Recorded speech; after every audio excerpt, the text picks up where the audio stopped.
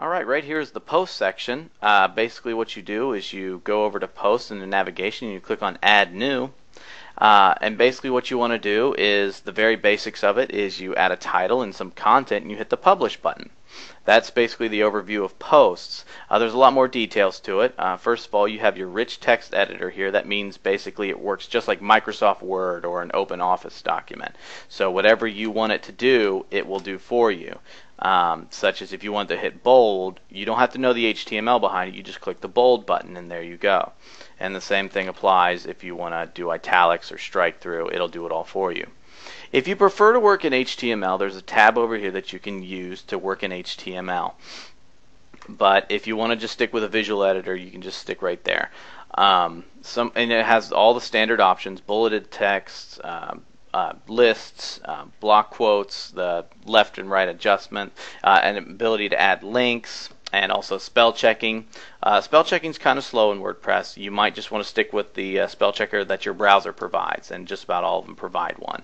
So another good thing about WordPress is the read more, and this is called insert more tag. And what that basically does is it allows you to cut off how much content you're providing on your home page. So if you only want to show a little snippet of your blog post and have people be able to go to another page to read the full thing, it kind of keeps your front page compact and clean and sleek.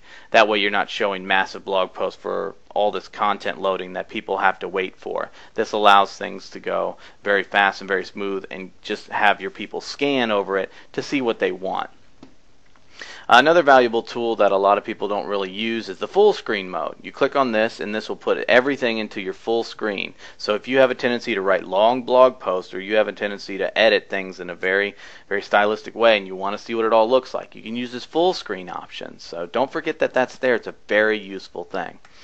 And there's also a thing called the kitchen sink. It's a very quirky little thing about WordPress. It's all the advanced options inside of WordPress. You click on it, it'll give you the more advanced options. They're not as commonly used. It has an undo and a redo, and also this help section here. But there's a lot of things that you have in there that you're not going to use as often, such as your headings and stuff like that. But just know that it's there in case you want to use it. So that's the kitchen sink. On your right hand side, you have your publishing options. You can save it as a draft, preview it before it's published, and then you have these three items down here. This is the status of your actual blog post. If you click edit on that, right now it's a draft because I haven't published it, but if it was published, it would say published. But you also have a couple different options. If you have a multiple author blog running, or if someone else has to review it, you can put a pending review on there, and that will allow people to basically say, hey, this is ready to be reviewed and published, I just need you to take a look at it first.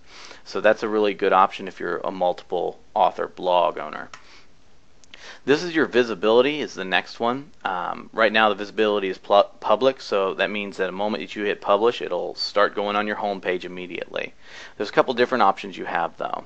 First of all, under public, there's a little option that says stick this post to the front page. That's basically a sticky, such as in a forum sticky. Basically, it doesn't matter what else comes before or after it, this will always be in the top first post of your front page. So if you have something that's important that you want to announce to your blog, you basically want to put that as a sticky post, and that's how you do that.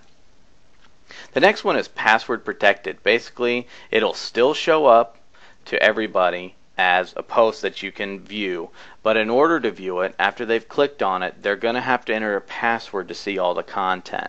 So this allows you to keep maybe protected content under password, such as downloads and videos and premium content. You just put it under a password and you can distribute that password to certain people for them to view. So it's a good feature to use, but remember that the password you have to give out. So the next one is kind of like password protected, except for no one's going to be able to really view, not too many people are going to be able to view this except for certain users. Non-registered guests will not even be able to see that this is even a post if it's set to private. A private post is exactly that. It's for not many people. So if you set something to private and send somebody to it and they're not a registered member of your site, they're not going to see it. It'll actually show up as a 404 error. So something to keep in mind. A lot of times you're just not going to use private posts. A lot of times you use either password protected or public posts. So Alright, and then the next one is when you decide to publish something. That's why it says right now publish immediately. So if I click on this publish, it'll automatically go to my front page in my blog roll on my home page. So, but if you click edit, you can adjust the date whenever you're going to post your blog. A lot of people, when they first have a blog, they want to show that they have some content, so they'll maybe put it in the past, such as, maybe put it a couple months ago and make it look like an older post. But also another great feature about this is that you can actually schedule your posts. So maybe you want to do all of your blogging in one time frame, and you just set to have it drip feed its content over the course of maybe a couple days. So let's say you have 10 articles and you want to publish them once a day. Well, you don't have to go back every single day and publish it. You can publish all your articles at once and just schedule them to post on a different day. So basically this one I want to maybe schedule for the 9th, so I want this to go tomorrow. So I click OK, and it actually says schedule for, and this changes to schedule. So it's a really handy feature if you want to keep yourself organized and kind of maximize your time instead of always having to come back and do the same tasks every day. So down here, next option is the post tags. Basically, there's a little keywords that you want to put in there to kind of let people know what your individual post is about. If it's about the iPhone, you want to put iPhone in there. If it's about money, you want to put money in there. And it's also, the more of the same tag you use, the more prominent it'll be on your site. Therefore, if you want to use maybe a keyword or a tag cloud, the more times you use the word money in there, it's gonna show up as a bigger word in your tag cloud. Categories is just a way to keep your posts structured so that in case people are looking for a category that you had designated, like I said, once again, if you were talking about iPhones, maybe if you were talking about an iPhone app, you would have an apps category.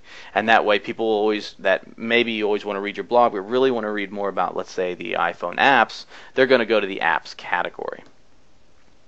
Down here is a couple of optional things. These are not required when you are posting, but it's something that maybe some themes use or maybe some plugins use, so just kind of keep it in mind whenever you're using that. So an excerpt is basically a summary of what your post is about, kind of like the stuff that's above your read more link. Some themes use it, some themes don't. Try it out with your theme and find out, so you're not writing excerpts for no reason. Trackbacks, don't worry about that too much. It's not something that's really used that much. Custom fields, what you want to do is that's something that's also can be used by themes and plugins, but if it's not used, then don't even worry about it. So basically you can say, videos I'm watching, happy feed. And that basically, it'll show up in your theme. It can tell you your mood sometimes and stuff like that through a custom field. And also down here at the bottom is discussion. This is the different things that will allow collaboration across your blog. Comments, basically, if you want people to be able to comment on the blog post, you just allow the comments. Allow trackbacks and pingbacks. Basically what that is that whenever somebody links to you, it'll notify the other blogs whenever you're posting an update or something along those lines, and blogs will also let you know when they're linking to you. So, but if you don't want to allow that kind of stuff for different privacy reasons and stuff like that, you can just simply uncheck them.